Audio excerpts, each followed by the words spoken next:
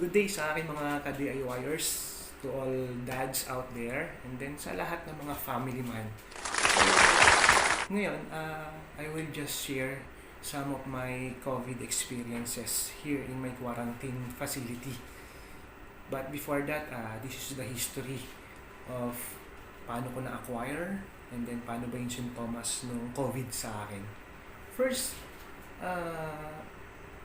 it was on January 24 when I had the symptoms. Talagang nag-zero yung aking panlasa and pang-amoy. But before that, couple of days before, nakaramdam na ako ng medyo may sipon and then mabilis ako mahapo. Ang katawan ko kasi kilala ko, hindi ako talaga basta-basta napapagod kahit magtrabaho ako whole day sa aking opisina, and then pag uwi ko sa gabi napupuyat pa ako sa woodworks ko sa aking hobby, and then sideline ko na rin. Iba yung pakiramdam ko that day. I think that was January 21 or 22.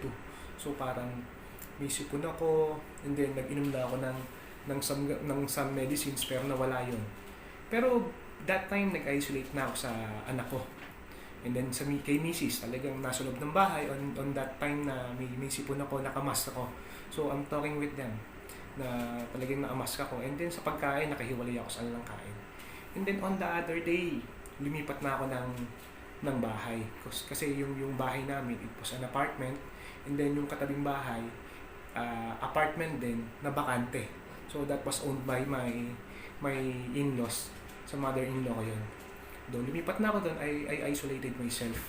And then, yun nga, the January 24 came na nagka-symptoms na ako. I reported it to my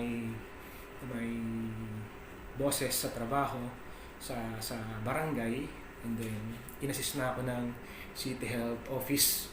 So, they assigned one nurse to get all the details. And then, it was January 28 when I had my swab test. So, nagpa-swab test ako sa City Hall. And then, after that, since na-mention sa akin isang nurse doon, yung isa kasi, he declared that my results will came out 3 to 5 days. And then, yung isa namang nurse na babae, she said na baka 1 week to 2 weeks yung results since inuuna nila yung results ng mga nagpa-swab test na mga barangay health na officers. So, hindi ako contented sa results na 1 week to 2 weeks. Siyempre, may trabaho ako. And then, basically, the 14 days quarantine na pagkakaalam ko nun ay mag-i-start upon the result of the swab test. Baka may magaling ka na, sa lang lalabas yung results ng swab test. And then, after that, I went to the Tagaytay Medical Center. Kasi mas mabilis ang result doon since private. I think 24 hours to 2 days lang yung result talaga nila eh. It was carried by my company naman using the IntelliCare health card. So they covered up all the expenses aside from the PPE na lang na ginamit ng mga health professionals sa pag-check up sa akin. So 24 hours no was yung results. And then I was tested for COVID positive. That was January 29. After ko ma-swab test ng January 28, nag-stay pa ako ng I stayed one night sa aking bahay. The nurse that handled my case called me na baka pwede na ako i-transfer sa holding facility nila until such time na ma-release na yung result ng test ko. So, pumayag naman ako even though na isolated naman ako sa bahay, kabilang bahay namin. And then, I stayed for one night in Tagaytay Quarantine Facility. Ang ganda naman ng accommodation doon, maayos na maayos. Even the nurses are very accommodating. Even the accommodation itself, ang ganda niya. Tapos, on that night, I received an email na the result of my swab test. And then, when the results came, they asked me to transfer na sa recovery facility. It was located somewhere here in Batangas, na ngayon ay andito ako. So, basically, I spent 12 days na upon the symptoms and 7 days in a quarantine facility. So, ayos naman yung buhay dito kasi no one will help you. No one could help you better than yourself. So, kung boring ba yung buhay ko dito? Well, lumaki naman ako ng minsan isolated sa pamilya ko because at early age nag-work na ako. Kung boring ba yung buhay dito, basically kung iisipin mo, isolated ka, nakaka-bored na talaga, isipin mo, mag-isa ka. Pero, it's mind over matter. Ang daming pwedeng gawin. Basically, may mga pagkain naman dito. Noong una, I requested for double rice. At first, isang serving lang yung binibigay sa akin na kanin. And then, parang di sapat sa akin to. So, kailangan ko mag-gain ng energy coming from foods. So, I requested, pwede pang doblehin. And, pinagbigyan naman nila. Panoorin natin kung paano ko ginawa yung diskarte, kung paano dadagdagan yung rice natin daily. Panoorin natin to.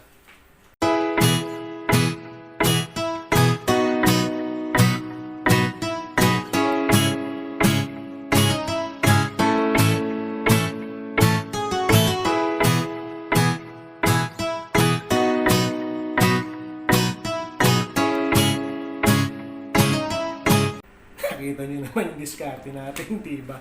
So, simple lang naman yan. Pag kinausap mo ng maayos yung tao, most of them definitely makakagaanan ka ng loob. May isip naman nila kung para saan yung request mo. Siyempre, hindi ka naman magre-request ng mga bagay na hindi nila kayang i-provide. And then, ibang bagay pa dito, I requested for panlinis, the rugs, panlampaso, and then walis at dustpan para maglilinis ako. And share ko na rin sa inyo kung paano ako naglinis. Panoorin natin to.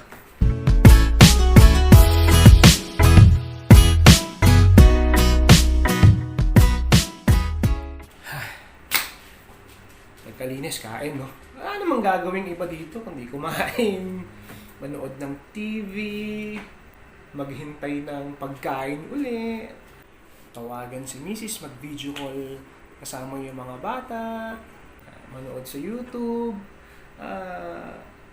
mag-create ng content.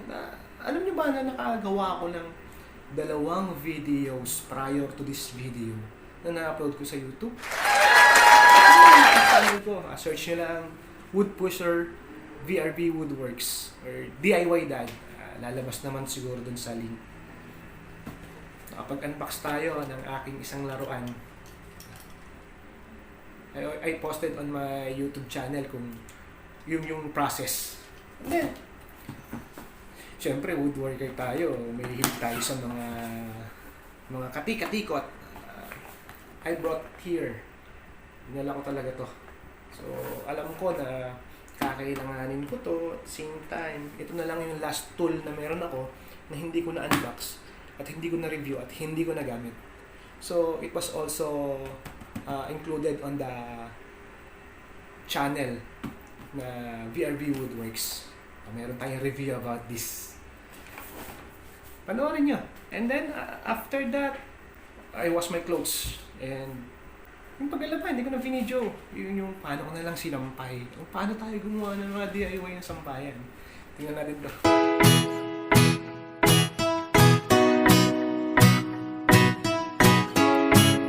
Diskartihan lang talaga ang mga bagay-bagay. Ano?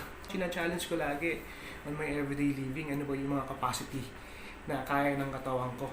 On this matter, since isolated ako and then return back sa facility na kung asan ako ngayon, so yun mga need i-repair na yun. I-repair ni DIY Dad dyan. Using the tools that I have. Siyempre, Boy Scout tayo, may mga dala tayo. Yeah! Screwdrivers! Woo! And siyempre, itong ating rotary toolkit. Gagamitin natin to. So, itetest natin to. We will put this into test. Okay? Check nyo kung paano ko ito ginamit at ginawa. This is my quarantine facility. So, sa pag-iikot ko, medyo marami akong mapaglilibangan dito. Especially this one. Hindi siya aligned. Yan. Ito ang ating kitchen cabinet door. So, maluwag lang to. So, higpitan natin. If ever na hindi na kaya higpitan, lost thread na siya, gagawa natin ng paraan yan. That's why I was called DIY Dad. DIY Dad by VRV Woodworks. I think they have the same problem.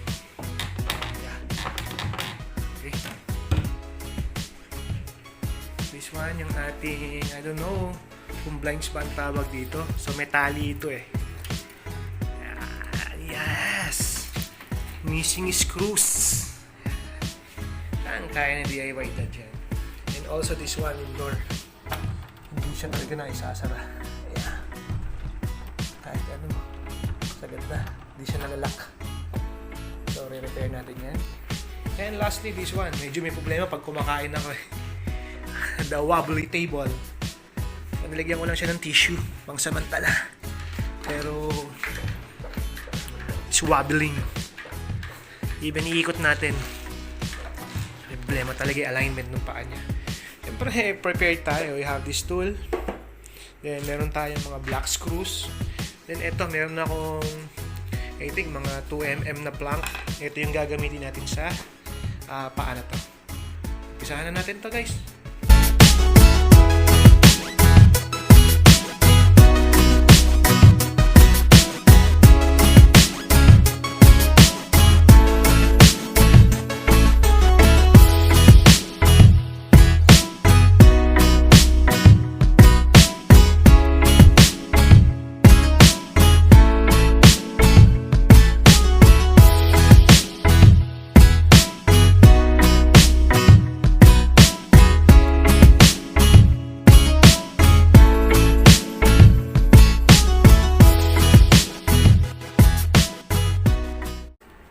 Sometimes naman talaga, ang life natin will not go on the way you want it to be.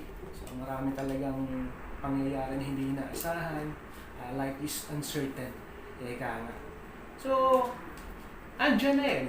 If the challenge was here, so dapat maging tayong proactive. Ibig sabihin ng proactive, you will find solutions on the problem. Not making problem on the solutions. Ang daming solutions. Minsan, nandiyan na nga lang yun sa tabi mo. Minsan, nasa ilalim ng upuan. Minsan, nasa kisame. Ang problema lang sa atin, we don't know how to find it. Kasi we're always focusing sa problema, not on the solutions. Katulad lang, nagka-problema ako sa pagkain. Yun nga, unang-una yung the rice. Nasolusyonan ko naman. Diba? Konting kapal lang ng mukha yan. Sa katapang ng hiya. Since I was here in a hotel that was used for the quarantine facility, may mga konting gamit naman, mga basic needs katulad ng meron tayong kawali. So, nagamit ko minsan yung kawali, hindi sa pagpipirito. Nagamit ko ito sa pag-reinvent ng panibagong ulam. So, gusto ko kasi ng may sabaw. So, share ko sa inyo kung paano ako ginawa yung luto na to.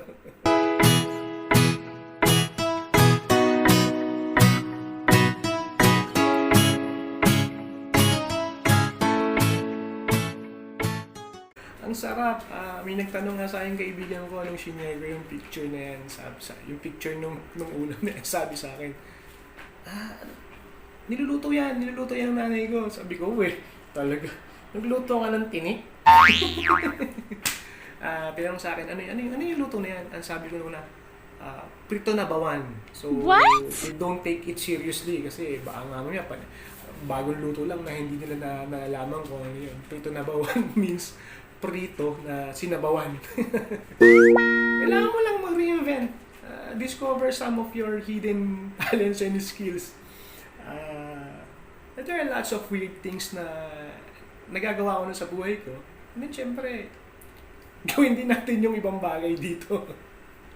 The main reason lang naman kung bakit yung ginawa yung video na to, since nagsimula na ako maggumawa ng content about woodworking, siguro I can link it naman into woodworking na meron tayong ginamit na mga tools and then may repair tayo ng mga wood projects sa repairment.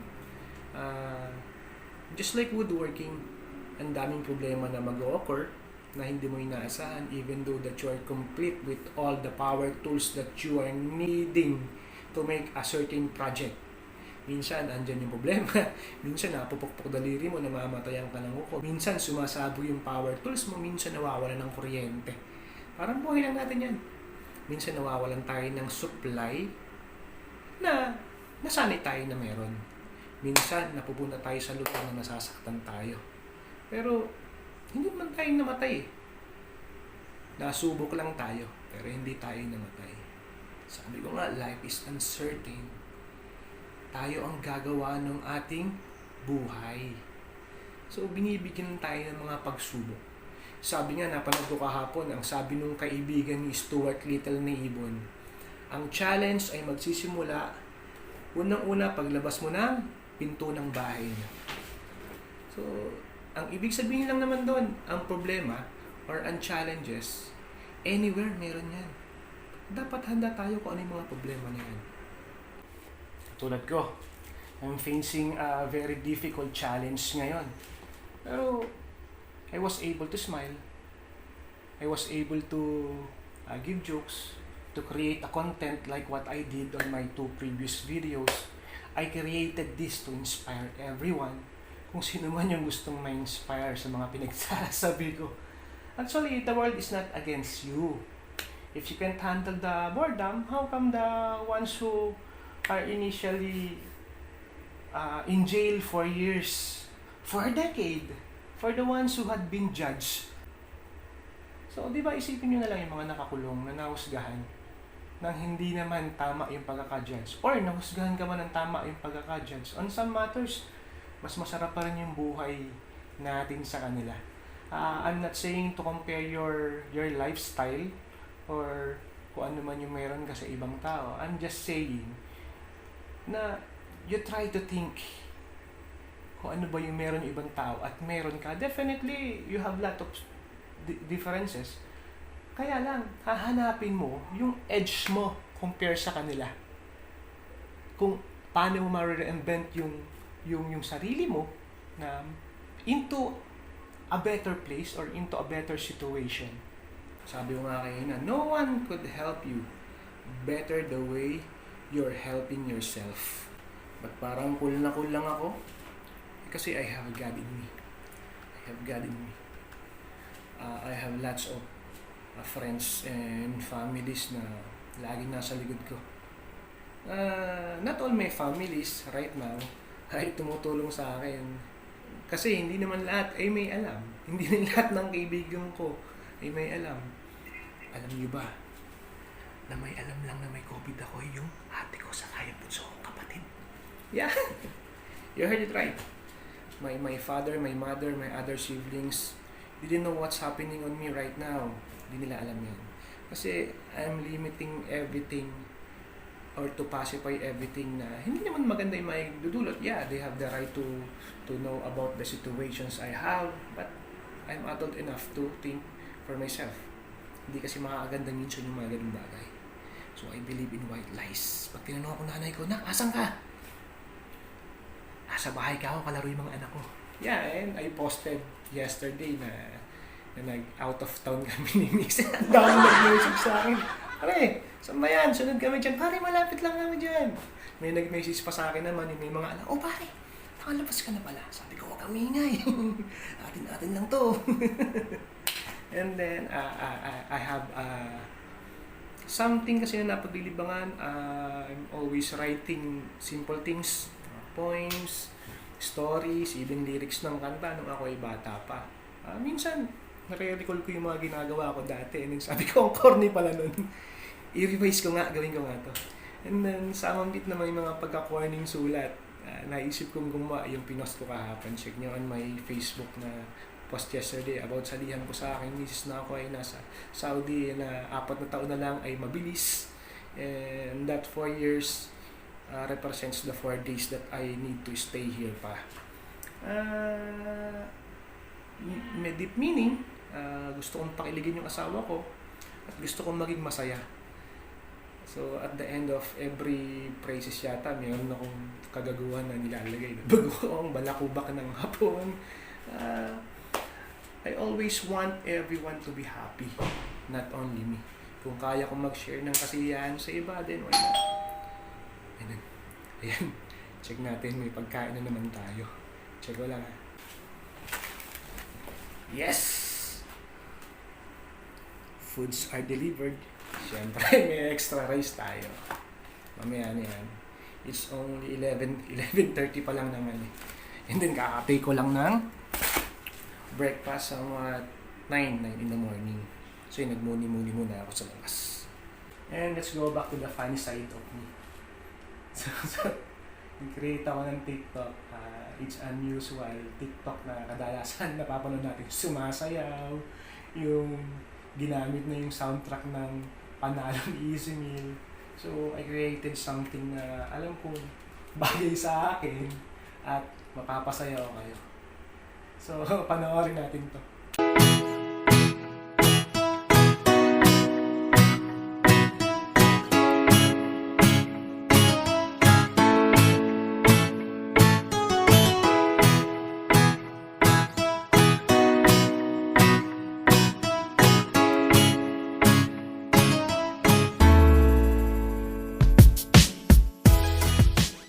Nanonood ka ba lagi ng Wawawin? Anong oras? Alas 5. Hanggang? 6:30. Anong araw? Lunes hanggang Biyernes. Pagkatapos ng Wawawin, ano susunod? 24 oras. Pagkatapos, ano susunod ng 24 oras? Provinciano! Provinciano! Hindi pa rin ako makamove on dun eh. Sabi nga, ang dami pa nagre-request sa akin ng more. We will get into it. Relax lang tayo dyan. I need to prioritize some things pa. Nakita niyo naman kung paano natin ginawa yung studio ni Kuya Will. Napakasimple lang palang gumawa ng studio. Anak ng Bega. I just need some creativity. Yun yung pagiging proactive ha. Kikreate ka ng something na kung ano na yung meron. No? So, Boy Scout tayo. At the same time, ang sarap ng feeling ko na may nagko-comment sa post ko na yun. Ang dami kong napasaya. So, ang saya ko na rin. Para ako nasa labas. Nakausap mga kaibigan ko na ba? Talaga, napaka good vibes mo talaga. Yeah? I'm always, most of the time, most of my life, in good vibes. Yun naman ang kailangan natin. You cannot perform something na inaasahan mo maganda ang resulta kung wala kang good vibes sa sarili mo. And here is my assessment about the COVID. I'm not sure kung tama ako, pero based on my observations and sa personal na feeling na meron ako, and then kung paano ko inobserbahan at inalam yung nangyari sa akin, I have the conclusion na ang COVID is somewhat flu-like na mas malakas lang compare sa mga normal flus that we had before. So, for me, it will pass. Mawawala ang COVID, nasa disiplina na lang ng tao. I'm sure I was infected by someone na nakaramdam ng sintomas and then they didn't declare it na meron sila. Hindi mo rin kasi sila masisisi kasi takot sila. Pag nag-report sila, ika-quarantine sila for somewhat more than 10 days. And then financially, yun yung unang problema na nakikita ko dito. They think na mawawalan sila ng trabaho. They could not already provide sa needs ng family nila.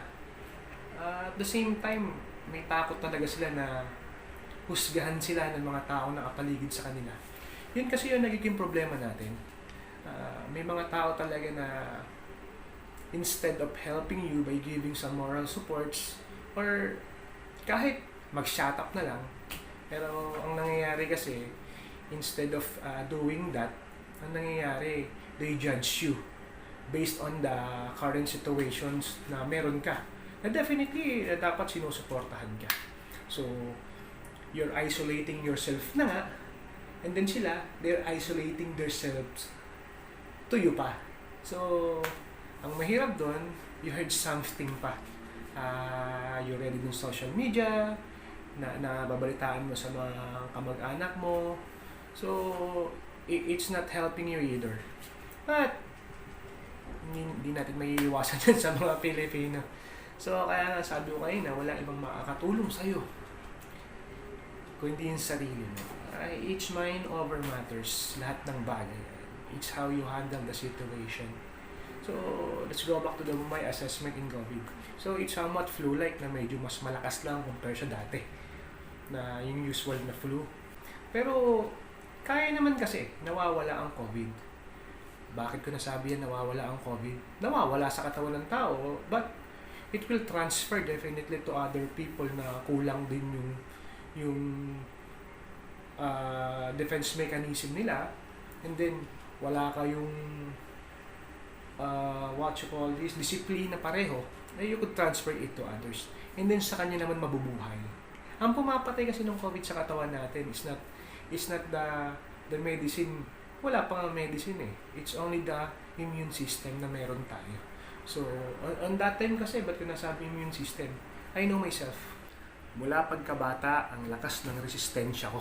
O yung mga batang may laban, bago pa nauso yung bonakid na slogan na yan, batang may laban, isa kami dun. Proud batang 90s ako. Kumakain kami ng lupa nun. Natutulog kami sa lapag. Dumating kasi yung time na yun, tumatanda na tayo. Minsan sobrang tiwala sa sarili na minsan nakakasama. Katulad ng nangyari sa akin. Sobrang bumagsak yung katawan ko, I know that. I'm resisting all. Kasi provider ako sa family namin. I work in the morning. Pag-uwi ko sa gabi, nagtatrabaho pa ako. And then, gusto ko pang i-stretch yung sarili ko. I'm challenging myself na ano pa yung pwede kong gawin. So, I started creating content about woodworking, about the DIY dad. So, that's my moniker, the DIY dad. Minsan, napupuyat ako sa mga projects. That time, talaga naramdaman ko, I know the specific location where I got infected. Alam ko kung saan. Because that place, nung walang pinuntahan yon, and then based sa history naman talaga ang dami nagkaka-infect doon. So before that kasi asa bahay lang ako for 4 days. Bahay lang ako, bahay shop ko nasa bakuran din namin. And then I went to that place, pag-uwi ko I started something na nararamdaman. Pag-uwi ko sa bahay lang rin ako eh. And then after 1 day nga, nararamdaman na ako na medyo fatigue, ang bilis kong humina, na hindi usual nangyayari sa akin. Hindi kasi ako pagurin tao. That day kasi, before that day, wala akong tulog. Because I'm finishing the content na ipopost ko sa aking channel. So, I reviewed yung aking tools na circular saw. So, natapos ako ng... Actually, madali lang gumawa ng content.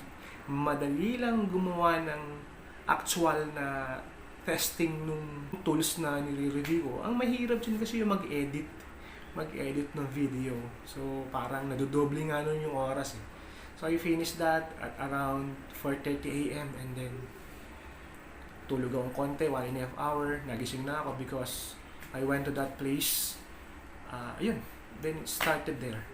Siguro talagang puyat ang lakas kasi makababa ng resistensya at immune system yung puyat. And then, since nag-drop yung aking resistensya on that particular day, nagbago na punta sa lugar na yun, that particular day.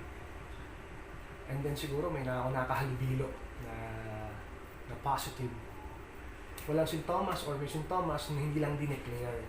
Then, na-infect ako, I got infected.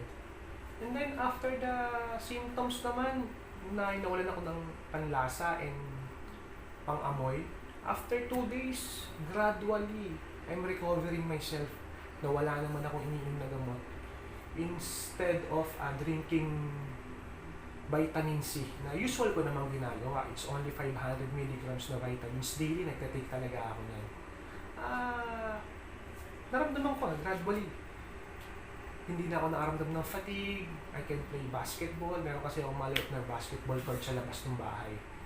Para papawis. And then, yeah. Okay na ako nun. Never ako nilagnat. That's where my conclusion started, na kayang recover ng katawan natin. It's at some point of time lang talaga na pagka mahina ang resistensya mo, doon ka may infect.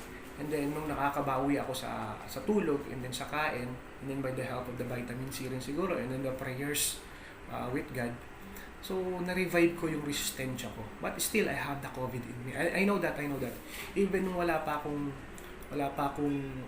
swab test. So, ramdam ko, sabi ko sa misis ko, I have a COVID. Even sa mga friends. Kaya nung naramdaman ko yung sintomas, isolate kaagad ako eh. And then, I asked the city health office na personnel, sabi ko, when I finish my quarantine days, do I need to have a swab test pa? So, ang sabi nila, it's up to you. It's not mandatory anymore. Kuha ka lang ng health clearance sa doktor, pwede ka nang bumalik sa trabaho. Sabi ko, hindi na ako re-required mag-swab test after the quarantine days. So, ibig sabihin, nagpa-pass out sa katawan natin yung COVID. Ang nagiging vital lang kasi dyan, bakit siya hindi mawala-wala sa sirkulasyon ng buhay ng mga Pilipino, is sa disiplina. Nakakaramdam ka ng sintomas, lumalabas ka pa, and then you didn't even care to declare it. So, isipin mo may sintomas ka na, tapos in 2 days nawala siya. So, by yourself mo lang yung sintomas mo. And then, lumabas ka, naka-infect ka ng iba. Then continuously, pag may nakakasama ka, pwede mo silang ma-infect. Sabihin natin 30% of them sa 10. May 3 ka na-infect, yung 3 na yun. Pagka hindi pa rin sila nag-take ng precautionary measures sa pagde-declare ng sintomas nila, so, makaka-infect. So, chain effect yan eh. Hindi mo natin naiisip na nakaka-infect tayo. Pero, basically nakaka-infect tayo kahit wala tayong sintomas. So, I ended the circulation there. So, nung naaramdam ako ng sintomas, I declared it. Yeah, I declared it. Kahit mawala lang ng trabaho, ang inisip ko kasi, mas malaki yung magiging problema pag sinarili ko. And then, sabi ko, kayang tulungan ng sarili mo, yung sarili mo, at hindi mo dapat winawala sa sarili mo yung pag-reach out with the certain things na kailangan mo i-reach out. Kasi may mga tao na mas nakakaalam paano mo solusyonan. Yeah, by doing that, matitigil tong transmission ng COVID, maniwala kayo sa akin. On that, pag-reach out mo on your symptoms, mababawasan yung ripple effect. Yeah, definitely mauubos yung mga virus na COVID-19 sa pagkakaroon natin ng disiplina sa bawat sarili natin. I'm not saying I'm not a disciplined person, kaya ako na-infect, no. There are certain times kasi na you will remove your face mask, especially pagkakain ka.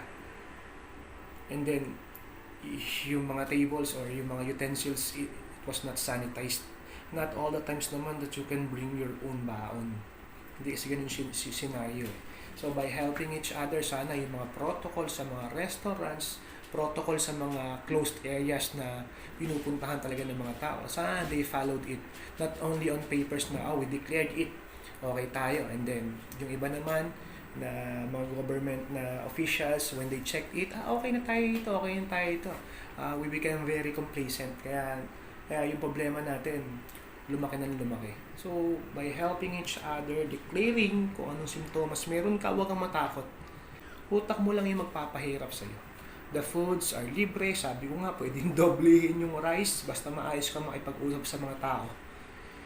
By doing that, so, hindi natin kakailangan ng injection na pinagtatalunan galing sa China, galing sa ganito, masyadong mahal, masyadong ganito, unahin yung mahiyaman, o huli mahirap. No, hindi naman natin kasi kailangan yun. Ang kailangan natin, tayo mga middle class, huwag natin isisi lahat sa gobyerno, huwag natin isisi sa ibang tao. Sarili din natin yung mga minsan na mga pagkakamali.